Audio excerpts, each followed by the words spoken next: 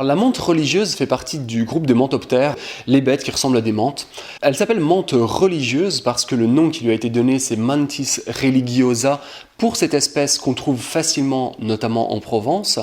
Ce nom lui a été donné parce que les deux pattes avant, qu'on appelle des pattes ravisseuses, permettent de capturer des proies et donnent l'impression qu'elle est en train de prier, c'est-à-dire comme si on avait des mains jointes d'une religieuse.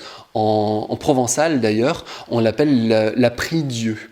La menthe religieuse, on pense bien souvent qu'elle dévore le mâle au moment de l'accouplement. C'est pas tout à fait faux. En effet, dans 40 à 50% des cas, la menthe femelle dévore le mâle qui est en train de s'accoupler avec elle.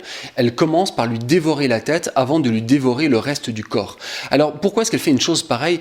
Probablement que c'est parce que c'est un apport en protéines. On peut supposer qu'une menthe femelle qui est nourrie de cette manière-là, elle a moins faim. Si elle a moins faim, elle va avoir moins besoin de s'exposer en allant explorer l'environnement. Dans les expositions du Naturoptère, nous présentons plutôt des espèces tropicales parce qu'elles n'ont pas d'interruption de saison. Et justement, on a une menthe africaine qui s'appelle la menthe agressive, Sphodromantis lineola. C'est un animal de très grosse taille, apparenté, cousine finalement, de notre menthe à nous. Et les menthes, dans les expositions, nous les nourrissons comme elles le font dans la nature, avec des insectes qui sont obligatoirement vivants. Et en l'occurrence, c'est les grillons qui vont servir de bétail pour nourrir nos prédateurs. La menthe agressive est de grosse taille.